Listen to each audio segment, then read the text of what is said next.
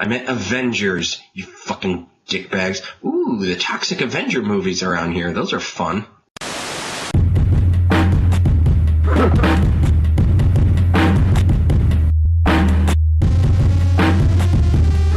Hey everybody, welcome to Bonus Features. I'm one of your hosts. You called it the wrong name. I said Bogus. It sounded like you said bonus. Oh, Jesus Christ. I don't care. No, it's good. Keep going. It's good. This is good stuff. It's all. What's up, everybody? Welcome to Bogus. Flipping you off to my left because that's the side you're on. Oh wait, let me do it over here to make sure it makes sense. No, that's the wrong side. You say when I go this way, I'm wrong, but when I correct it, no, that's the wrong way. It's wrong. Your spelling is backwards for you. I don't know. For you. It's wrong. You're doing it wrong. All right, come on. All right, we got to start this episode. But on this episode of Bogus Features, we're gonna watch Avengers: Earth's Mightiest No. Heroes. No. I'm doing the intro. You gave me the intro. I'm doing it. What's up, everybody? Welcome to Bogus Features. I am one of your hosts, Corey Bresser. This is my main man, Nick Narrow. Hi. I'm Nick Narrow. That's all we're getting out of him.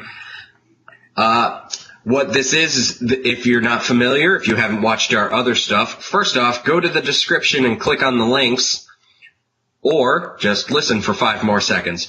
What we do is we watch episodes of our favorite shows on Netflix, and we add a little extra commentary. We obviously have nothing to do with any of the production, so it's just us being idiots and having fun with it. If you like our stupid commentary and our constant prattling, like, comment, subscribe. That easy. It's 3 buttons, and it helps us out a lot. Before we get started, let me introduce our show for today. This is going to be episode 1 of, actually, I have no problem, I'm very comfortable actually in saying, one of Nick and my's favorite cartoons, Avengers: Earth's Mightiest Heroes. This show came out in 2010, so it's a new show, but it's really good. And actually, if you want a further insight into our favorite cartoons, Nick here is going to supply us a link to one of our other videos, our top 5 favorite cartoons. It'll be somewhere in this general direction or in the comments below. The description below. Not comments. Comments are what you should leave. We can leave them too, though. That's true. We will be in the comments. I promise you that if you leave a comment, I will respond to you. At least until we become famous and we're getting 4,000 comments of an episode. That's a promise. If it's important. Oh, we'll absolutely try. And if you're entertaining, I will definitely reply. If you're a douchebag, I'll probably ignore you. But if you're entertaining, I will definitely reply. If you're a douchebag, I'll reply. 'Cause he's a douchebag. Booyah. To my left, which apparently sometimes is my right. But he refuses to tell me which is which. No. Here's the deal. Even on my screen, I am to your left. You're pointing at me the right way, but your name is in the wrong. Here, let me ask this. Okay, watch. Is this the end of my name or the front of my name? That's the O in Narrow. Exactly, but on my screen, it's the N in Nick. Well, and you're just wrong. It's the only one that matters because I'm recording it. He's got me there. Yeah. Anywho. I don't mean that to be conceited, that's the fact of the matter. Anyway, let's get the show started. You want to give us the countdown? Alright, so everybody, prime your devices, get yourselves ready. We'll give you a moment to find yourself to Avengers number 1. Moments passed, and here we go. 3, 2, 1, go. Now, you may have known this from our other videos. I'm a big fan of openings to TV shows. Pokemon, Digimon, there are Tiny Toon Adventures, so many shows. I actually look forward to an opening hooking me on the show. Avengers is not one, it's not one of the best ones by any means, but it's still better than a lot. It's a good opening, you know, it shows you, you know, you're not just gonna get, you know, these three characters over and over again. It's like, you might see these guys, you might see them, which is a great feel for the show. So I am a fan of the opening of the show. I love the song. I love the theme song. Oh, yeah. Yeah. And especially because it's not an established song. It's just like, we made this just for this show, and I'm a fan of that. Yeah, I think it's cool. I really do think it's cool. Your mileage may vary. I mean, it's not in my favorite style of music ever, but for the theme song, it's pretty good. All right. So in the episode 1 is Iron Man is Born. Now in the show, obviously, you know, they use the first couple episodes to assemble the cast, which is cool. It's a good way to do it. Well, it's important too. You know, but my favorite thing about this is they don't go into the huge, long backstories. They literally just, look, you know who Iron Man is. Here's how he is in this show. Right. It's cool. Like, the animation, I like the animation in this show as well. Better than the new Avengers show, but only marginally. The new Avengers has grown on me. It's just, this is super stylized, and I kind of really like that for this cartoon, so. I just think the important part is that they didn't go with the horrible Iron Man armor that makes no sense. Yeah. They went with a good Iron Man armor. Because I like Iron Man. Some of his armors are badass, but the one they seem to constantly go back to and keep reusing is horrible. It's dumb, it doesn't make sense how it's drawn, and it's just bad. And they used it for a really long time, and they, like I said, they keep going back to it, and I hate it. A lot of people, when this show was still fresh and new, on forums and stuff, used to praise the guy who voiced Iron Man for sounding a lot like Robert Downey Jr., which I don't think he sounds anything like Robert Downey Jr. I don't think he sounds like Robert Downey, but I think that's definitely what he was going for. And in that respect, he does well. Yeah. Yeah, I think he gets the feeling pretty close, but to my ears, he does not sound like Robert Downey Jr. No. But I mean, like I said, it's still really good. I mean, I really like his portrayal and everything. It's not offensive to me. Like, oh wow, that's what Tony sounds like. No, it makes sense. Like, it's good. Hydra. You know, it's actually funny that you don't watch Shield, do you? No, you don't. No, I haven't had. I can't find it anywhere online. But they you can watch it on iTunes. Paying $1 per episode. I don't know. Maybe not. But I like this too. Yeah, I have a question because this is actually a current internet topic. Do you say Hail Hydra or do you say Heil Hydra? I mean, the way they say it in the movie is Hail, so. In the movie verse, they say Hail, so.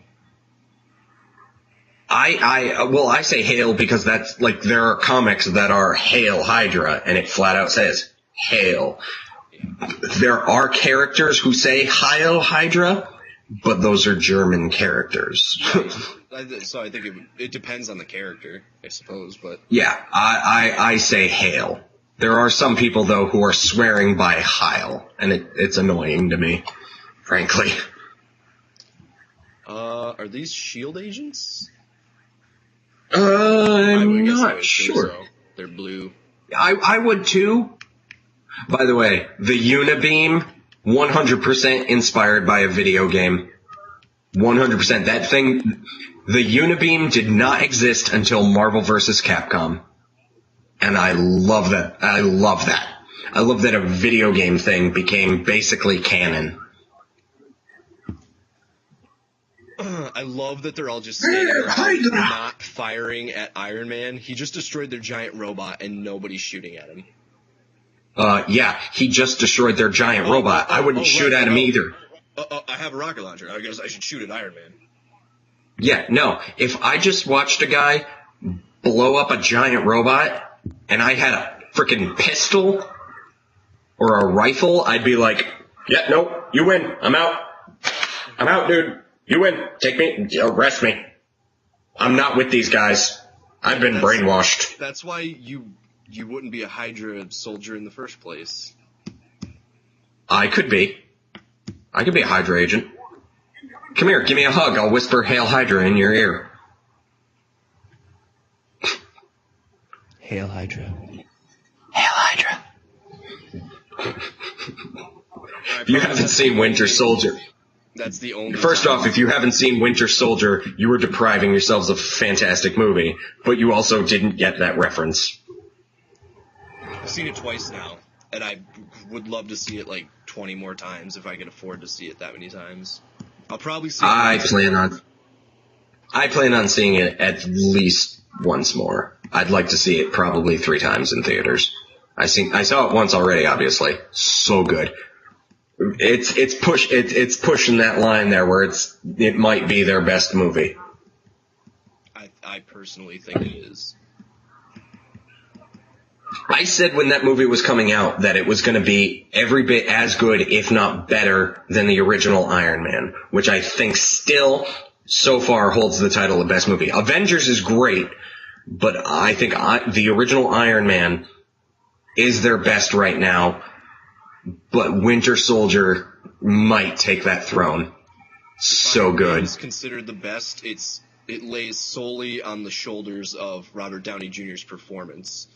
Because otherwise there's like plot holes in it and stuff like that you can pick apart. But what I keep telling people is like Winter Soldier doesn't have that. It doesn't have stuff that you can really pick apart. Like, listen, there's a channel that does that already. It's called Cinema Sins. Let them pick apart the movies. They're either not going to do it. They're either not going to do it at all, or they're going to make it so ridiculous that they're even doing it that you're going to know right away, like, they don't want to do it. I know people will probably request the shit out of it, so they probably will do it, but I can guarantee you they don't want to. I guarantee it. Well, it's one of those movies they won't really... It'll be so nitpicky, it'll be satire. Well, they won't do it if it's not worth doing it. They only do it with movies that actually deserve to be picked apart and such.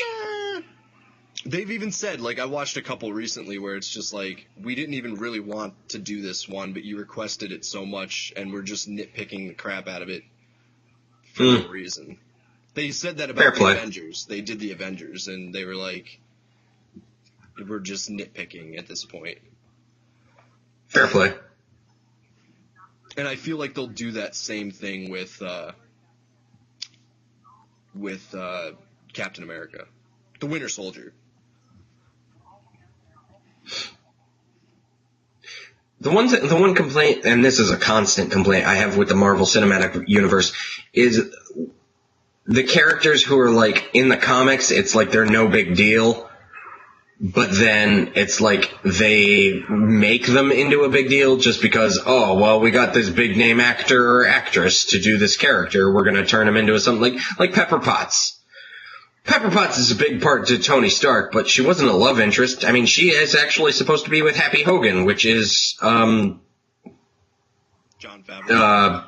Jon Favreau's character.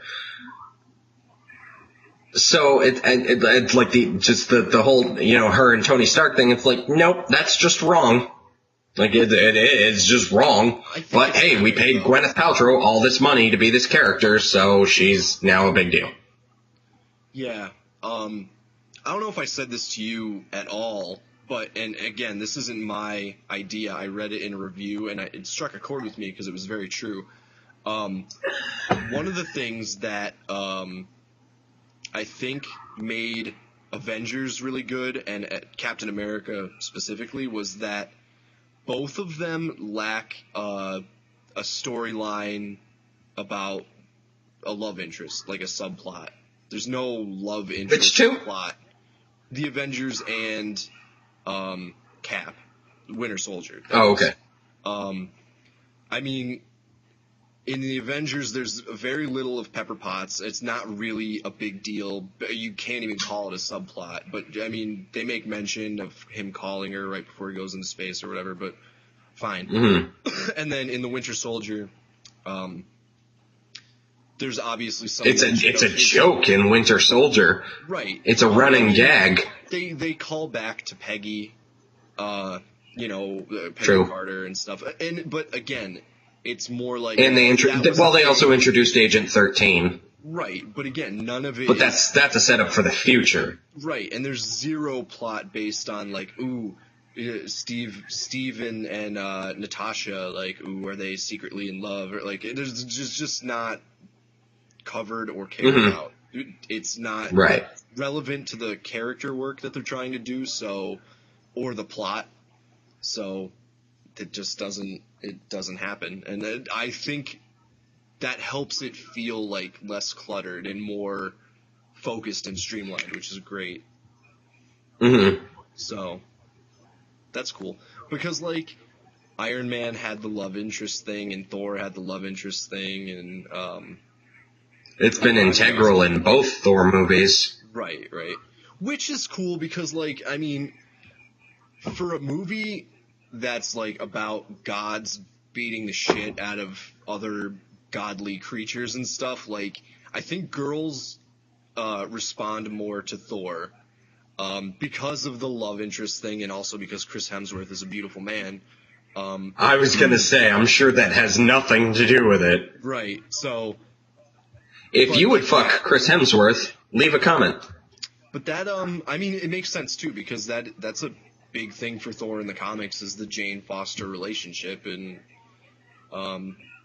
so that it's appropriate for the movie. Like Corey said, the Pepper Potts thing with Tony, whatever. I think they went with it for the Marvel Cinematic Universe because Robert Downey Jr. is already 40-something. So it makes sense for him to, like, have had his Playboy days already done. You know, you kind of see it in the first movie a little bit and whatever. And he still has his tendencies, but he's a more mature Tony Stark already when he becomes Iron Man. So why not have the relationship kind of get set? Cinematically, that makes sense. In the comics, though, he's younger. If they had cast a younger Robert Downey Jr., a younger Tony Stark. If they went back in time and pulled Robert Downey Jr. from the past. Yeah. So what I'm trying to say is if they had cast a younger, like maybe mid-20s Tony Stark, the written characterization would be wildly different. Not to mention, like, the whole performance would be different, but they would have made him more right. No, the Tony you know. I like how Maria Hill is pointing a gun at Tony Stark's head while he's wearing fucking armor. Yeah. Like, let me walk up to you and aim a rubber band at your face. Like, what are you gonna do? Those bullets better be anti-metal. Maria Hill's interesting. Or adamantium. They do her well in this show because, I mean, everything I've read with Maria Hill, she's a bitch. I hated her. Hate her in the comic book.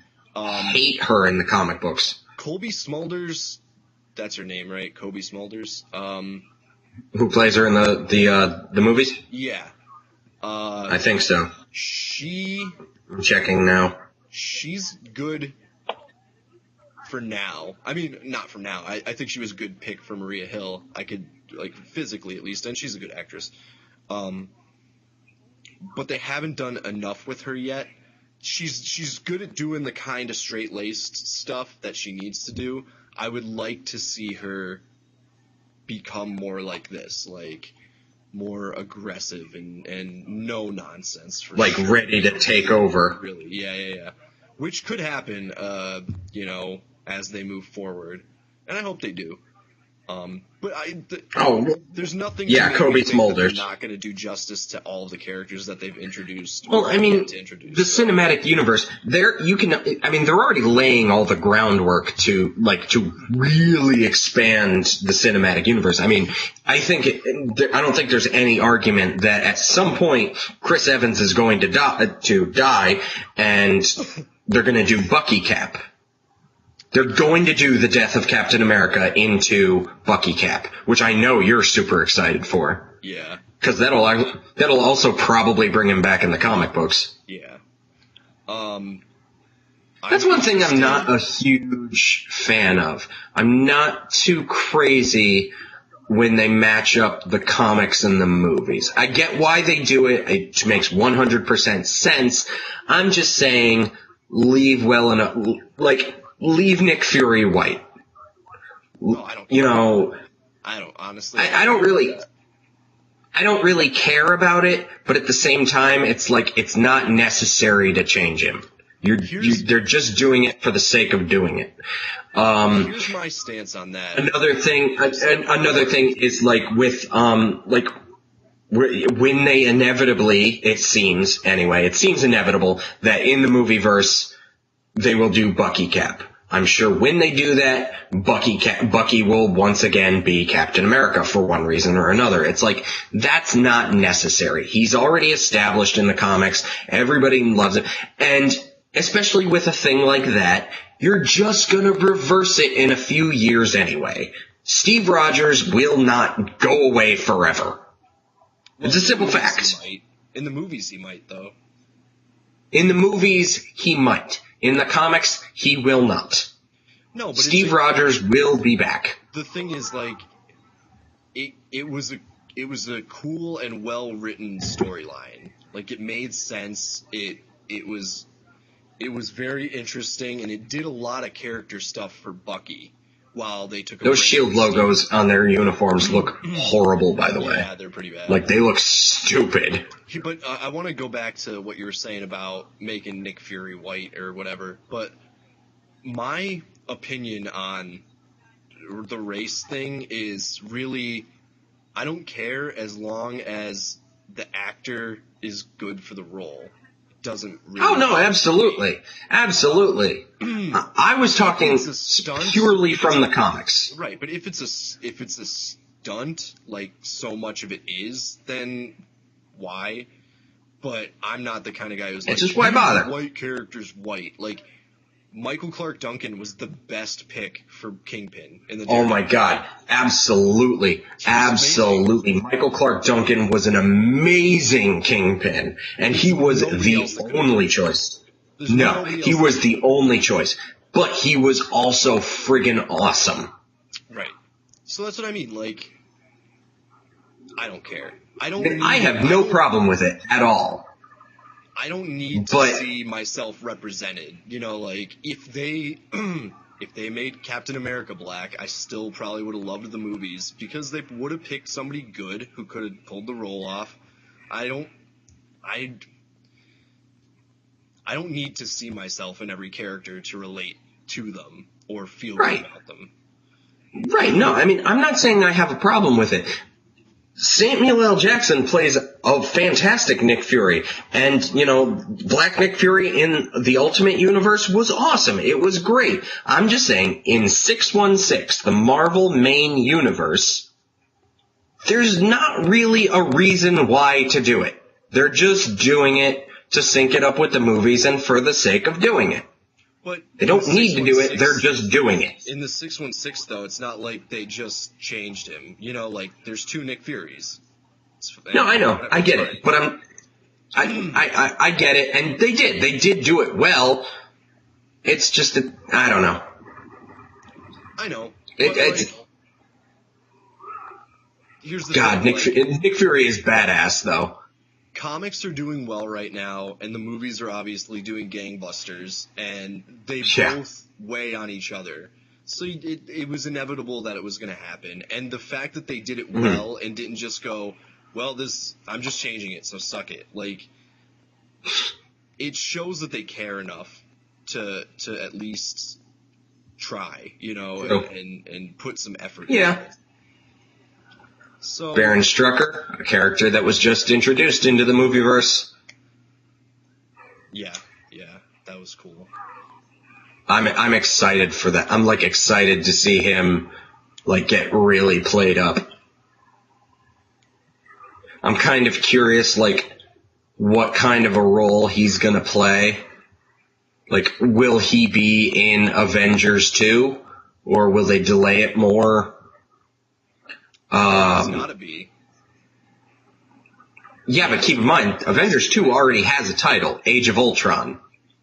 I don't know what Baron Strucker would have to do with Ultron. Right, well, the answer is nothing. Spoilers, cover your ears for a second. I'll give you a wave when it's okay to come back. But for those of you who've seen The Winter Soldier and have seen the mid-credits scene, Baron von Strucker is holding Quicksilver and Scarlet Witch prisoner. So, and they're obviously a big part of Avengers 2, so somehow, even if he's only in the movie for 5 minutes, he's got to be in the movie, though he probably won't be the big bad. I would assume he'd be the big bad for Cap 3. I was going to say, we've got 2 more movies before Avengers 2. We have Guardians of the Galaxy and Ant-Man. Right. There's plenty of time to use Baron Strucker. Now, obviously, Baron Strucker is not going to be in Guardians of the Galaxy. That's just silly. Unless he's in a mid-credits or final end. Right, he'll be in an end credit scene or something. I don't think they Whereas, well, I mean, to set up Ant-Man, Baron Strucker could very well be an Ant-Man. He'd be fine to work into Ant-Man. Like you said, I think he'll be in a couple of end credit scenes leading into Cap 3, which is Avengers 3 supposedly will be Chris Evans' final run as Captain America. Right. Which, if they're going to do the death of Captain America, I would hope that they save it for the 4th movie, get Chris Evans to come back to, maybe kind of set up that it's going to happen by the end of Avengers 3 somehow or whatever, but, really do it in Cap 4, just have him, do whatever, a portion of that movie, and then the rest of it be Sebastian Stan.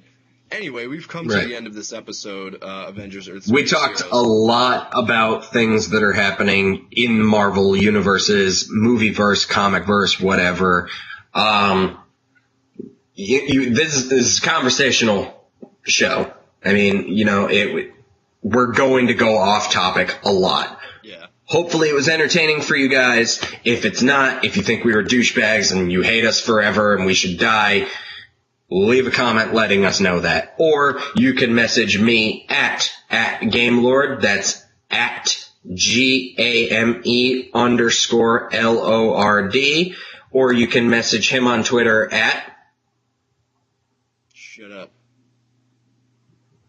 At BeRealNickNarrow, all one word. Or at Bogus Features.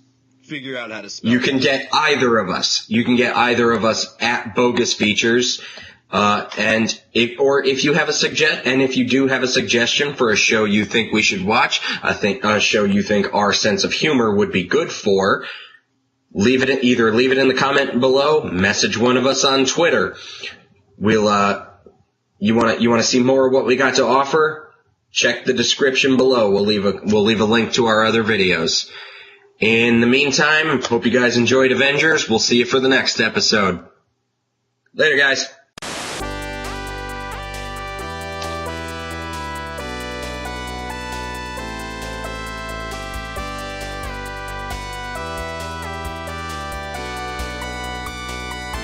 I need to watch this movie.